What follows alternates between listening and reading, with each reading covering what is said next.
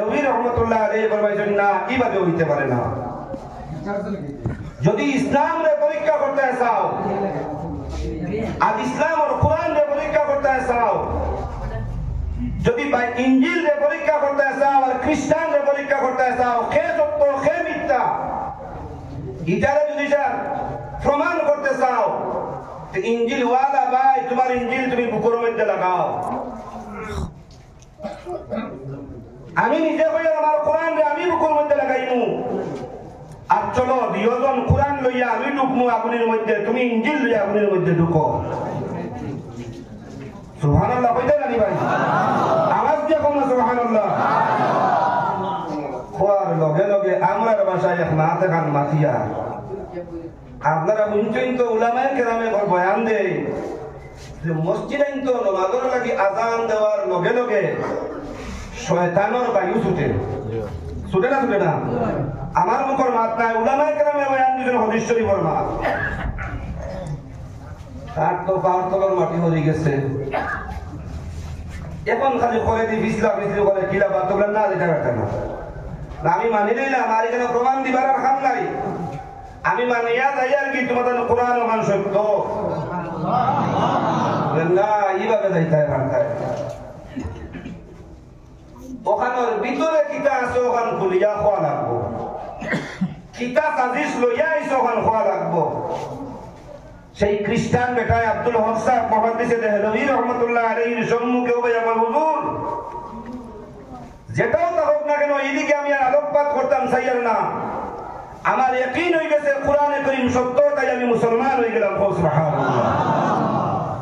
আব্দুল হক সাহেব মুহাদ্দিসে দেহলভী রহমাতুল্লাহ আলাইহি ফরমাইলেন শেষ নাই, আজকে তুমি কিতা উদ্দেশ্য লইয়া আইছো ওখান প্রকাশ করো, উদ্দেশ্য তোমার কিতা আসলো। বেটায় ওটা জবাব দে, আমরা দীর্ঘদিন তাকে লইয়া এক বিষয় লইয়া ব্যস্ত যে কি কি কাজ করলে কিলা কিলা মেহনত করলে জমিন তলে ইসলাম মিটানি যাইব, কিলা মেহনত করলে জমিন তলে কোরআন মিটানি যাইব। আমরা সব একমত হয়ে গেছি, একমতে আমরা ইঞ্জিনের উপরে মেডিসিন ছাড়িয়েছি। আমরা ইঞ্জিনের পৃষ্ঠায় পৃষ্ঠায় মেডিসিন দিয়া আস্থা ইঞ্জিন মেডিসিন যুক্ত করিয়া আমার তারা বিশেষভাবে অফার দিয়া পুরস্কার দিয়া পাঠাইয়া দিছেন যে এই ইঞ্জিল যদিও আগুনে ছাড়া হয়, আগুনে পড়িত নাই জ্বলিত নাই, আর কোরআন জ্বলি যাইব, ইসলাম নিত্য হইব, আর ইঞ্জিল আর ঈসাই ধর্ম খ্রিস্টান ধর্ম সত্য হইব। তাকে বুঝাইতাম চাইয়ার কথা। সেই যুগ 1947 ইংরেজির আগের থেকেও কোরআন মিটানোর চেষ্টা হয়েছে না হয়েছে না? মাতন্তুরা আই যুগে কোরআন আছে না নাই?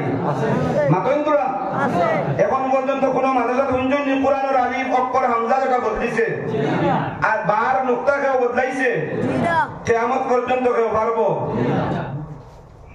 মুহতারাম দোস্ত বল, বুজুর্গ বল, মা বল, ভাই বল, এই মাতর উপরে যদি আমরা অটল আর অটুট থাকি, আল্লাহ তাবারক ওয়া তাআলা ফরমাইতা আমি কোরআন অবতীর্ণ করছি, আমি দুনিয়ার জমিনে কোরআন রে পাঠাইছি, আর এই কোরআনের হেফাজত করব আমি আল্লাহ। আমরা এখানে করণীয় কি? আমরা করণীয় লাগি বুঝাইতাম চাইয়ার আপনার সামনে। কোরআন এমন এক কিতাব, যে কিতাব শরীরের মধ্যে স্পর্শ করলে, যে কিতাব জবানে স্পর্শ করলে, যে কিতাব চৌকে দর্শন করলে, যে কিতাব আতর দ্বারা স্পর্শ করলে, ই কিতাবের নূরে, ই কিতাবের আলোয়, ই কিতাবের বরকতে যে সয় তার বরকতময় হইয়া দে, তার বদৌলতে দুনিয়ার আল্লাহ বরকতময় বানাইয়া দেখো। সুবহানাল্লাহ। তাই আমি বুঝাই আপনার সামনে কোরআন কিভাবে আছে, থাকবো না থাকতো না ওখান থেকে বুঝাইতাম চাইয়া। মুহাম্মদ আরবি সাল্লাল্লাহু আলাইহি ওয়াসাল্লাম এই দুনিয়ায় জমিন আবির্ভাব হওয়ার আগে, তশরিফ আনবার আগে জলিল লোকদর নবী হল এই দুনিয়ায় জমিন তিনখান কিতাব লইয়া ইসলাম।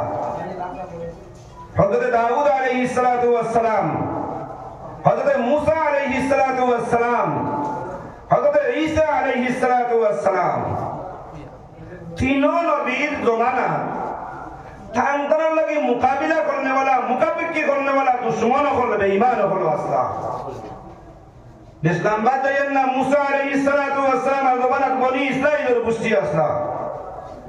হযরত